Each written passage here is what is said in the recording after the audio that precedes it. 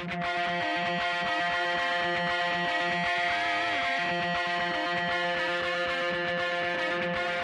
listening to the Roofing Success Podcast, a show created to inspire roofing contractors to achieve optimal success in their roofing businesses. I'm the host, Jim Moline, the co-author of the book, Internet Marketing for Roofing Contractors, How to Triple Your Sales and Turn Your Roofing Website into an Online Lead Generation Machine. I'm also the co-founder of Roofer Marketers, the digital marketing agency for the roofing industry. On each episode, I'll be sitting down with industry leaders to talk about their processes, the lessons they've learned, and how to find success in roofing.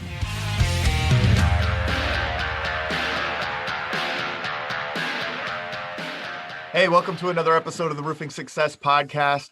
As always, please like, share, follow, subscribe, comment where you can. And if you're finding value in our stories, make sure that you're posting on social media with the hashtag Roofing Success. And we'll be telling your stories on the podcast as we get those in. So today we have another great roofing company owner down in Georgia, Nick Branon of Hero Roofing. Nick, how about you tell our listeners a little bit about your story, how you got into roofing? Yeah, actually, I was bartending, and I think somebody on my friends list on Facebook posted that they were hiring for a sales position for roofing sales, and talked over it with my now wife, girlfriend at the time, and her fiance, and she was like, "Let's give it a shot," and started doing sales for him. Quickly became their sales manager, and then in 2018, my father and I decided to open our own company, and kind of went from there. Nice, man. And that's when Hero Roofing was born? Yes, sir. Yeah, we were November. I think our first month in business was November of 2018. All right. And you had told me a little bit in our conversation that, the reason you started Hero Roofing, what was the reasoning behind Hero, like starting your own company versus just working for another company anymore? Yeah, I mean, sometimes I look back on it, and if I could work for my own company, I would probably still just do sales, to be honest. Yeah, but I mean, I was, the guy wasn't a bad guy I worked for. He just had a lot of practices that I didn't agree with, and that's really common in industry. They got a lot of roofers in the industry that are eating deductibles, and the biggest thing when I was doing sales for that company is homeowners would always tell me that roofing had just a bad rep in the industry, at least in Georgia. Like out of all the contractors, everybody was always afraid of the roofers. The fly by night, chucks in a truck type of thing. So that kind of pushed me to want to open my own company and kind of change the persona of the industry and kind of be a leader in our own market, so to speak. Awesome. So when you guys were with that thought process and putting Hero Roofing together, what were some specific things that you wanted to do different? Quite a few things. The first thing definitely was, I know in Georgia everybody uses, subs. It is what it is, but I think you can be pretty consistent. The company I worked for, you really didn't know what crew was showing up to the job site that day. You didn't know who they were. They were showing up in other roofing companies' t-shirts, and you had to ask them to turn them inside out. And the homeowners coming out going, why is, your crew wearing XYZ roofing, instead of your company? And so the big thing is, me and my father, we wanted to have a consistent crews that work for us. And that was our biggest thing. It was finding a good crew that kind of fit, our company needs, and that, we could keep busy and only work for us. That was our biggest change. And other than that was, just kind of doing what you're saying you're going to do and morally and ethically doing business correctly, so receiving it, if it's an insurance claim, making sure the client pays their deductible, going through with what you're going to say and just taking the best care of your clients. There's a lot of roofers that will, do certain things to a roof to save money, putting 3-tab for starter and 3-tab for ridge cap, and they're putting an architectural shingle, and, they'll do anything to save $200 when, if you would just put that little extra time and money into that job and do everything thoroughly and correctly off the rip, you're going to make, I'll tell you, you're going to expand and make a lot more money off of it. Definitely, man. And that's what you guys have done. I mean, you guys have grown exponentially over the last couple of years. I mean, starting in 2018, you guys are definitely, doing the right things in your market for that. I think another aspect of it, is, when you have your own crews, you had mentioned like having them that have the crews turn their shirts inside out and stuff. There's a branding aspect to it, right? And I know we talked a little bit about branding and doing the right things gets to a high referral rate, right? So what types of things do you do from a marketing standpoint, branding standpoint that are working for you? Well, I think branding has been a key component to our success. We took a lot of time to come up with a hero name, and our slogan is "Your Roof Hero."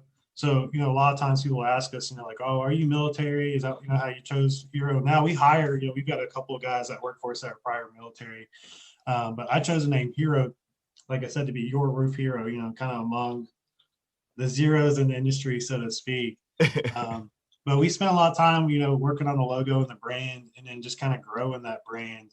And I think the more you brand in your area and in your market, the less you have to spend on marketing.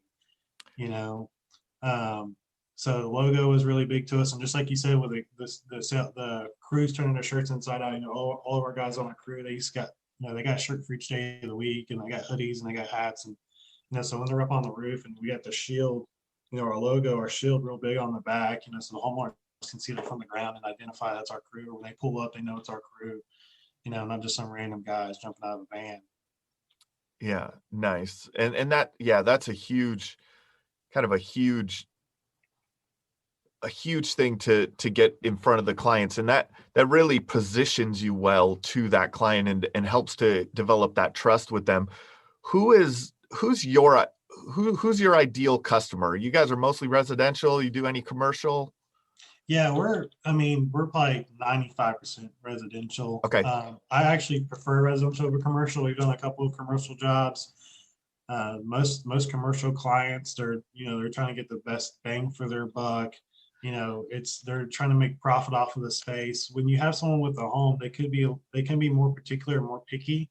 But when you make them happy, you got like a referral for life. And seeing somebody's house from 7 o'clock in the morning, you tear an old busted up roof off, and seeing a completed product, the job at the end of the day and how good it looks is, it's kind of like why I do it. So I think our ideal customer is definitely a homeowner. Usually most of our clients are, I would say, in their 30s to their late 50s, and most of our clients are South Metro Atlanta area. But yeah, as far as my ideal client, anybody that's just happy to to call our number, really. We don't turn down anybody. So we actually get referrals from other roofing companies in our area for, I think they turn down certain jobs that they think's too small, and we don't want to turn down any work. Yep, there you go. So what, I know you guys have your slogan. What is that, kind of how you've positioned yourself in the market, your unique selling proposition, as we call it in marketing? Yeah, I would think so. A lot of our work still comes from either referral or internet. So I think when someone's Googling roofing companies, near me, and you got, John's Roofing, and yep, the other companies, just random roofing companies. You got Hero Roofing with the logo, like you said, the slogan, Your Roof Hero. I think people know, like, when they look at our brand, our website, that we're really working to serve them, and we're going to bat for them and try to help them as much as we can. Some roofing companies, as far as my opinion, looking as outside looking in, is that you don't get that same feel, you don't get that same aspect, and that's really how we try to position ourselves.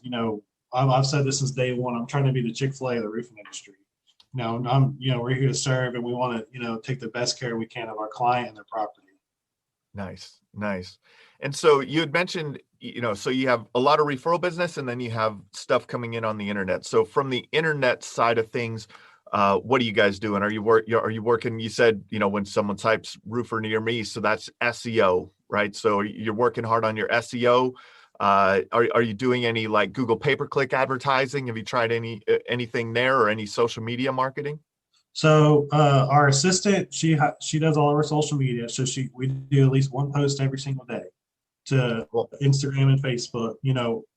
I learned recently, sometimes having too much social media is a bad thing, right? So if you got like a Facebook, an Instagram, a Twitter, and Indeed, and LinkedIn, but you're only on Facebook, you need to get rid of the other things you don't use and just utilize Facebook to the highest potential you can. So with us, it's Instagram, Facebook, and we just started doing YouTube, Okay. which I like a lot. Trying to get more content, more videos out. But as far as Google, I think I spend $500 a month on a Google ad. I just run the same ad, just so Yep. we're kind of at the top of the listing. And we try to obtain as many Google reviews as we can. We got the highest rating in our area, and we got the most reviews right now, the 125 5-star reviews. So just obtaining reviews is, we set a goal each year, like how many reviews we're going to try to get. 2020 now, how many reviews we're going to get in 2021. My goal for after it ended 2021 to be over 200, 5-star reviews. Nice, So, man. And that makes a huge impact on the way that a consumer views you online, for sure. Right. And you guys are doing a great job of that.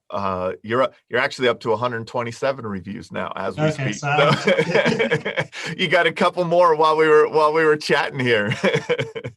You guys ever do you do mostly storm damage restoration work, or you do, more retail stuff? So I want to say when we first started, I feel like we were like all storm restoration. Okay. And that's what I learned too from the other company I worked for. The other company, he was, it was like straight insurance claims. I think I did one out-of-pocket job the whole time I worked there. And then so moving and, starting your own business, and you got people just calling like, hey, I just need my roof replaced. And I'm like, oh, okay, cool. So I think we're about 60% insurance and then like 40, sometimes maybe it's 50-50, honestly. Okay. We do a lot of out-of-pocket, roofs. Just with Georgia, you don't get really any hail damage often. We've gotten some strong winds this season and some tornadoes and some downed trees. We had one tornado in October that had us extremely busy all the way up until now. Yeah, we do a lot of retail, a lot of residential, and we try to do a lot of niche specialty things as well. Like we're certified with VLUX, so we're a certified skylight installer. We're a 3-star. I'm working towards being a 5-star. So we do a lot of like new, clients will call us to cut a hole in their house and install a new skylight. We'll do the interior on it too. And I've learned a lot about skylights from a guy named Brent Simons. He's out in Tennessee, so he's a 5-star installer. And when I first got certified, I was calling him like once a week asking questions. So that's a unique thing that you guys are doing. Do you find that gets you more roofing jobs by doing the skylight installation, or is that kind of just a separate category that you're doing that brings in revenue for the company? Yeah, definitely. So it is a separate category that brings in revenue for the company, but also we got a lady that reached out to us 2 days ago. She wanted a skylight installed in her house. I sent one of my guys out, Stone. Who's our first sales reps we hired, and he's extremely educated, knows his products really well. So he went out there to give this lady estimate and install a skylight to her house, and she had an Atlas Chalet discontinued roof for the hail damage on it. Right, she's in Fairburn, so right there to land on the line, and this is probably old hail, but still. So he ended up turning that to a full insurance claim through her insurance company, and she's still going to get the skylight installed. Oh, nice, man. Yeah, my biggest pet peeve, especially around our area, there's a lot of houses that, like when they were first built, like in the 80s, a contractor put those plastic bubble skylights on the houses. And I see it all the time. Roofers in our area replacing the roof and leaving those skylights. And I feel like to be a full, like especially a roofing contractor, you got to be able to do everything on the roof. Yeah. From that, at least from that gutter up, you need to be able to take care of everything if you're a legitimate full roofing company. Nice. Is there anything that you've tried with through a marketing effort that you're like, hey, I'll never do that again? Yes. I'm on a radio station. I'm actually still on it. And I think we maybe gotten one lead. We've been on there for over a year.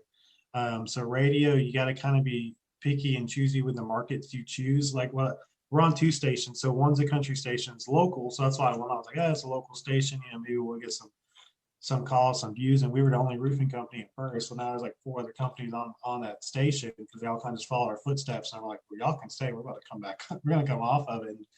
And, luckily, like the only reason I think I'm still on it is because our supplier, our GAF, they pay for half of it. So it doesn't cost me that much, but I mean, we get nothing out of it. Just every now and then a friend of mine will say they heard us on the radio,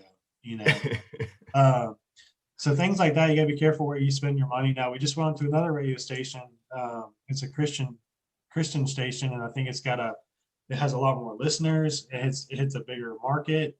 It's cost us a lot more money, but we're actually getting more return off of that already, just because one, I think it's hitting a higher end clientele, and it's hitting more people, and it's the station's got, I think, a better following, as I guess, so to speak.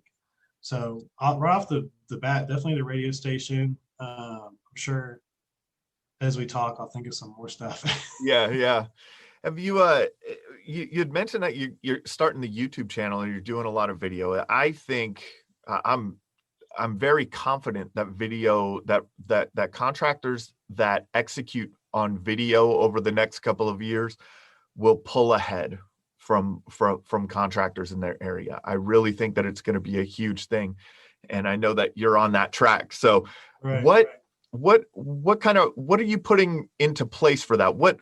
How are you deciding what to shoot a video about? Let's start there. Yeah, I mean, it really just, I guess it kind of depends, in every contractor, they're gonna find more excitement in something else than maybe I would. I've seen contractors post videos of, which pipe we to put on their house, and they can make it exciting. Me, I'm like, I don't know if I could make an exciting 2-minute video about pipe boots, but the first video that we put on our YouTube channel is Purple Heart Homes hired us to replace a roof for them for a veteran. So, I had our filmer out there. We made a quick little video of it, interviewed the veteran, interviewed Purple Heart Homes. We really gave all the credit to Purple Heart Homes because we were getting paid to do the job, but we wanted to give recognition to them and give recognition to the veteran. So if you ever have anything big going on like that, like where you're helping somebody in need, I always feel like those are great videos to kind of show which, it's not like a, hey, look at me type of thing, but kind of just give recognition to the community. Also, I mean, just kind of get, anything niche, like we made a skylight, like I said, those new cut-in skylights, we made a video of us installing a skylight. We've done some different things like we installed like a huge 400-pound cupola on someone's house, a year or so ago. And, it's kind of just whatever is going to be exciting to you is what's going to do best, I feel like, in a video. Some roofers may like something way more than me and vice versa. And I think capitalizing on that and it's the same thing like with social media. If you don't like one thing, don't do that. Focus on what you do like, and that's where you're going to find your market and your target people. Yeah, it's the authenticity that I'd like to explain it in that manner. It's the authenticity of your brand, right? So just expressing yourself, right? Expressing your brand, expressing your values, your, the work that you do through that. That's a great thing. One thing you mentioned was that you had a video crew come out and film that. How did you find a video crew to do this for you? Well, I got kind of lucky. I've known this guy for years. So going back to like the fight industry, he used to film documentaries and film all of, the fights and stuff. So I've known him from that aspect. And but there's a couple other people in our area that do it. There's usually, if you call up a realtor, usually a realtor has a videographer that does work for them. And usually our videographer that works for a realtor is great for a roofing company because they can kind of, so as far as industry goes, it's kind of the same kind of videography. It's going to be filming houses, right, and filming people, so they're going to be good at that. So if you have a realtor you work with, I would ask them, if they have a videographer they recommend, and then you're also kind of, the videography is going to be happy with the realtor, and the realtor is going to be happy with you because whenever you're asking for referrals in your own kind of chain of people, it helps everybody out. Yeah, definitely, man. That's good. That's a great tip. So find a local realtor because realtors are real estate has a lot of video components to it nowadays. I mean, they even have the interior 360-degree walkthrough videos that people are doing, but the drone shots and everything that you need for roofing are things that they're doing for that. So that's a great tip to look for a videographer that does real estate video in your area. Yeah, that's probably roofing is probably easier to film than real estate, I would think. Oh, definitely. They're trying to make this little 1,200 square foot ranch look like it's something crazy, Yeah. Filming a roof going on, not nothing big. But we have our own drones. We usually film our own drone footage, and we, or take pictures of our, I know you've been on our Instagram, so we Yep. always post drone photos of our roofs, put our watermark on them. And that's a big thing with branding is, putting your logo wherever you can. My whole first year of business, I didn't put my logo on any of our photos. And so that's something we had started, I think in 2019, is putting our watermark on all of our photos. And like I said, posting once a day. And, even if it's, people just like to look at, they like to look at houses, when they're scrolling through Instagram, like, oh, that's pretty. We've gotten leads from Instagram just from posting drone photos. Yeah. Instagram is a great place. It's amazing how many it's an untapped pond right now. There's a lot of opportunity in Instagram. We had a friend of ours, Andrew Ittenauer, with Masters Roofing in Memphis on. I mean, the guy's going to hit $2 million in sales in 2020 from posting on Instagram. Like, wow. And that, it didn't happen overnight. He's been doing it for years, but he's built up his referral relationships all through posting on Instagram. It's really amazing. Yeah, Instagram is probably my favorite social media now. It doesn't have all the nonsense that Facebook has. And a lot of people at Instagram, I feel like they try to get, as much followers as they can. I don't really think that's what, as a roofing company, you need to try to get organic followers, people in your community that actually follow on your pages. That's who you want to see. You don't want to buy followers from different states, and they're not going to call you, So I think we have a little over 1,000 followers on Instagram, and they're pretty much all organic. Nice. That's when, when we're done with a roof, we'll have a homeowner like, hey, follow us all over social media. Yep. And we'll post their roof, and then they share it. And they share it. Yeah. And there's a lot of power in that. If the homeowner shares that with it on their social media, that's where you really gain that traction in your branding and your reach in your market to generate those referrals. What are you guys doing are you doing anything? Do you feel like you're doing anything special on your sales process? I know you told me that you just hired a couple of new salespeople. How do you train them in, and let's start with, how do you find a good salesperson? What do you guys look for? Man, we've used I think I've hired a sales rep from every different kind of component, you could think of. One of our sales guys used to be my manager from the restaurant industry. He was a bar manager, and I was a bartender. And so I hired him because I knew he was good with people. I mean, I've seen all the crap he dealt with in the restaurant industry, people complaining about their food. I'm like, if you can handle those objections, you can handle any objection in the roofing industry. And he's really good at it. I mean, he's probably better than me. And so, he came from the restaurant industry. Stone, he came from real estate. He's now actually our sales trainer. So I've delegated that recently. I used to train the guys. Now Stone will have the new guy ride with him for 2 weeks, and we make an agenda. So on day one, office training, they're going to learn how to use our CRM. They're going to learn how to, read a contract. They're going to learn Xactimate, whatever it is. Day two, they're going to be out in the field doing an inspection. At one point, you're going to meet an insurance adjuster. They're going to door knock with Stone. So they go through everything for 2 weeks, basically. That way they're pretty much equipped. And then, for the next month, they're still kind of, under a spotlight. We'll help them out with all their inspections and help them, talking to the homeowner, help them out with their estimates, things like that. But yeah, we've hired from Indeed. We've hired from restaurants. My first hire was a guy I go to church with. So a lot of, but when I look for somebody to hire, one thing in the interviews, I ask them, like what kind of their goals in life are and what they want to do. I've told this from the beginning. I don't want to hire someone because they want to make a bunch of money. I feel like in this industry, it's about freedom. And unfortunately, money comes with freedom, right? But if you're just trying to chase the dollar, I don't know if you're gonna be successful. But if you're trying to chase freedom for you and your family, and I think you have a different hunger about you. You have a different drive. And I always tell people in an interview, I want you to have a goal to want to move up in our business, and if you want to replace me, if you want to just do sales, that's fine. But, maybe be the best salesman you can in the company, and set goals for yourself. So we just look for hungry, driven people. I actually haven't hired anybody with previous roofing sales experience. And that's for a lot of reasons. One, I feel like when you hire somebody from another industry, or from another company, you kind of have to train them in your company, train them in your ways. And if they have bad habits, getting those bad habits out of them can be difficult. So there was recently a guy that he would call us like once a week, and he had already worked for 3 other companies in our area. He's like, I can sell 20 roofs a month, man. Like, hire me. And I'm like, look, I'm not taking the black sheep. Right. I'm sorry. Yeah. And sometimes it's hard to tell people no, but it comes in this industry. Like, you have to learn to be able to turn down things that's going to be bad for your business. And I think a lot of people have a hard time doing that. Even when, like you said, with marketing, sometimes that popped in my head was like those mailers. That can't remember what they're called, but like a little book. This lady calls us every 2 months trying to get on this little book for like 50, it's like $2,000 or something.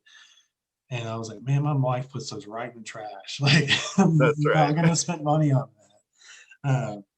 But saying no to people can be difficult. So especially when it comes to interviews, and every interview, I feel like I just get better and better at kind of talking to people and bringing out what I can, bringing what you can from that person. And when we bring somebody on, we have a culture about our company, and we try to kind of make them feel like family. And we do a lot of things with our company. We just did a Christmas party, and we rented out the bottom stairs of a bowling alley, and we had not just our sales guys there, but we had our crew there, our offices and everybody's family. We try to involve everybody in our culture. And so bringing somebody on like that, I've learned that you kind of also, you can't interview the sales reps family in an interview, but sometimes I wish I could. I've heard of people doing that, honestly. Like, their last step in an interview is they take the spouse and the person out to dinner. And the guy told me that he's actually, when the employment candidate went to the bathroom one time, the spouse told him, "Don't hire him." Wow. I was like, well, that's a sure sign that you don't want to hire. That's a good idea though, to take the couple out for dinner. Yeah, I was surprised. I was like, wow, that's an extensive interview process when you get that deep into it. But because I've just learned when it comes to, like, when you hire someone that's married, their significant other is gonna have a huge role in their success. If he needs to be out till 6 o'clock and she wants him to come home and hang out, or play video games instead of being out and making sales, they're gonna have it. They're gonna be, they're gonna hurt their success basically. So having somebody on the same page, as a team, as your teammate is huge in this industry. Definitely. So what do you guys do now? We talked about marketing, we talked about sales, how you find salespeople, how you train your salespeople. What do you guys do? I know, the quality of work is something that you focus on. What do you do on production day that sets you apart from the other roofing companies in your area? The first thing is we always have we have a production manager. His name's Brian, and I've actually learned this from, I had my garage floor like coated recently. Yep. I don't know, it's granite. It was like granite. It's Granite Garage Floors, name of the company out of Alpharetta. And I was already doing some of these things. I was already implementing. We already had a job supervisor, job manager, but they would email us with a full description saying, "Hey, we're so glad you chose us. You're on schedule now. Your job is scheduled between this date and this date." So now, like, when we get somebody in our, we get the deposit, we get them on schedule, our office assistants, basically sends them that same email saying, "Hey, thank you so much for your business. We look forward to, doing your project in the next couple of weeks." Well, then our production manager, the week before the job, will send them an email with, with something called like the homeowner homework, saying like, "Hey, make sure your driveway is clear. If you have any small things around your house, clean it up." And then, and he'll send them like, "Hey, you're scheduled for this Tuesday. We arrive at 7 a.m. Either me or my job supervisor, Terry, will be on the job site." We basically give them full description of what we're going to do, and then we show up and then we do it. So when it comes to, so our job supervisor meets the crew at 7 a.m. So they're there in case the homeowner has any questions. Sometimes the homeowner will hang out with our job supervisor all day, just stand outside and talk to them. And, of course, we tarp all the way around the house. Recently I bought a catch-all. Yep. And so on the big crazy houses, we'll use a catch-all. We'll put the netting up. We always have we put our yard sign out the day the job is being done. We used to put our yard sign. This is to all the other roofers. We used to put our yard signs up before, like, once the sales rep used to put our yard sign out once the job was like signed up on contract. What happens then is these other, again, like Chucks and the trucks will come by and they'll door knock those houses. And like, oh, I saw you got your roofing sign out there. I can do your roof for 1,000 less. And so we don't lose a whole lot of jobs like that, but we've lost a couple. And we've also had roofing companies steal our yard signs out of people's yards. So what we do now is the day that the job is being done, we put the yard sign out. And then that way the homeowner, they saw the neighbors see the job getting done, they see the yard sign, and they'll see it completed when they're coming back home from work or whatever it is. So we put a yard sign and we put a big flag, just to get as much attention as we can. And then we also have an enclosed trailer with our logos on it, that way we can keep extra OSB, extra materials needed. And if there's material left over, we'll be able to put materials in that trailer, take it to return it to the supply house. But having someone paying somebody, either salary or daily just to be on the job site is huge. A lot of roofers, man, they just send their crews out and they don't have anybody there till the job's done and they come back and collect the payment. I think that's a little bit of a smaller, how smaller guys started. Luckily, it was me and my dad. So my dad could job supervise and I could sell.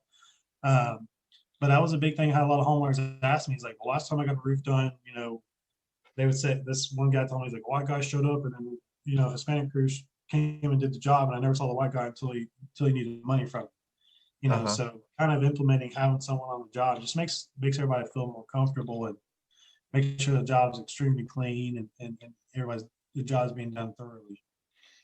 Nice, man. That's good advice right there. And it's taking care of the customer on a higher level by having that job site super out there.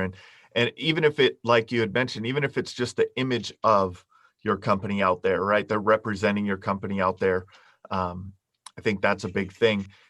And, that kind of leads into your reviews right now, 127 reviews as we speak right now, probably be more by the time people are listening to this. What are you guys doing? How do you work that? How do you ask for reviews in from the time do you start early asking for reviews? Does that job site super ask for the review?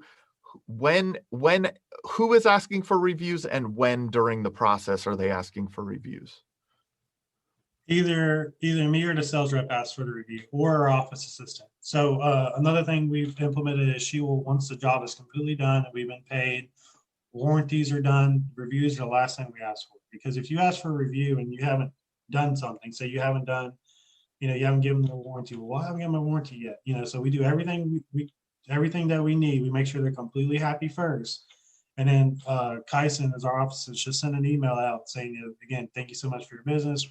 We really appreciate you. Here's a couple of links to leave reviews. And we'll put the link in there to make it where all they got to do is click. Yep. Take them right to it. So we'll do like the Facebook, Google, and I think Yelp. So, because some homeowners don't have a Gmail account, so it's whatever that they can do, that gives them an option. And another way we'll do it is either me or my sales rep will ask for reviews. I like this a lot. I'll actually just take the link and I'll copy it and I'll text it to that homeowner. And I'll say, hey, Mrs. Smith, thank you so much for using our services. I hope you're happy with the new roof. If you don't mind, please click on that link and leave us a 5-star review. And I'll say, if you don't think we've earned 5 stars, please let me know what I can do to change that before you leave the review. Nice. What these homeowners don't know is I may slip them $50, but I've never had anybody go, oh, give me some money. They usually when you say, usually when I tell them that, like, hey, if you can, just leave me 5 stars. And if you don't think I've earned 5 stars, let me know what I can do first. They'll just click, they'll give me a review right away. I've never had anybody text me back and go, well, you should do this, but you should have done this. Yeah. You sound considerate, you're really genuine, and they can tell you really appreciate that review and they're really happy to give it. So definitely. And here's what I learned this a long time ago is you never get what you don't ask for. I like the way that you put in there, leave me a 5-star review. Yeah. Hey, the worst answer I tell people this all the time. I live by this. The worst answer is always no, right? So that's right. They're probably either going to leave you a 5-star review or they're not going to leave you a review at all. We've sent out way more than 127 review request, right? But if you don't ask for it, you're not going to get any. So a lot of people will tell you they're going to give you a review and then they just never get around to it. And That's right. I'm only going to ask somebody once or twice. I'm not going to, bug somebody asking for a review. Well, you've done a good job with it, because it's not the easiest thing to build up those reviews. There a lot of people, a lot of contractors get hung up because a lot of people just don't do it, and it's tough sometimes, but you got to keep asking. What now from the time now that you completed your work you completed the job, what kind of follow-up marketing do you do over time? Do you do any follow-up marketing over time to these homeowners to kind of keep your name top of mind to them, to kind of develop those future referrals? Definitely not enough, but I think the biggest thing we always do is we always try to make a connection with whoever our client is, so whether it's me or the sales rep or even the production manager, we always try to make some kind of impression on these people. So when someone goes on Facebook and they're looking for a roofer, that's why we're getting 15 comments to the other roofing companies, 2 or 3. These people that we did a roof for a year ago are commenting us on our name every single time. And I think it's because of how much of an impression we made on them. But I'll tell customers, if they refer us to somebody and they get a roof replacement, we will give them a $200 referral gift card. And honestly, I don't give out that many gift cards. We get a lot of people that say I was referred from somebody, and we don't really even, they just saw all the referrals we got on Facebook, things like that. And then we got other people that will call us like, hey, where's my $200? So, that's right. So it does work, but I think $200 to give somebody something back for referring your business is they're being a blessing to you. You should be a blessing to them. If you tell someone you're gonna give someone something, definitely follow through with the referral. Yeah, for sure. I think that's a big thing in making sure that you put something in place to develop those referral relationships. Once you create the raving fan, once you create a good, that great experience with them, and over time getting that, there's a big value in that, in those long-term relationships that you build with customers. What do you think the greatest insight that you could share with our audience that has helped you find success with Hero Roofing? That's a hard one.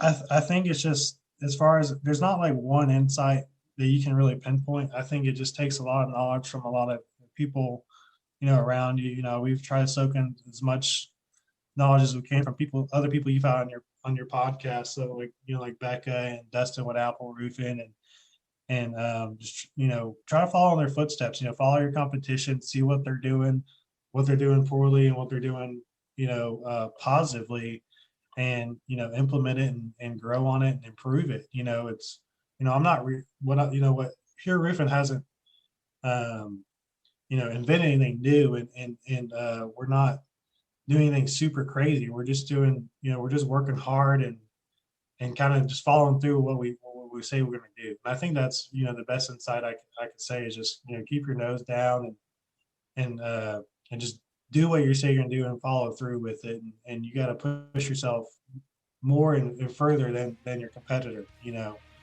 so. That's awesome, man. Well, Nick, it was great having you on today. Thanks for sharing all those insights, sharing your success. This has been another episode of the Roofing Success Podcast.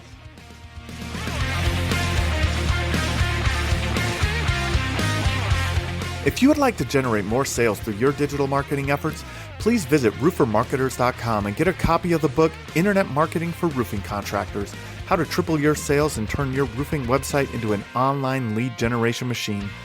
Also, check the training section of the website for guides on everything from running effective pay-per-click ads to how to properly set up your Google My Business listing. This has been another episode of the Roofing Success Podcast. Thanks for listening.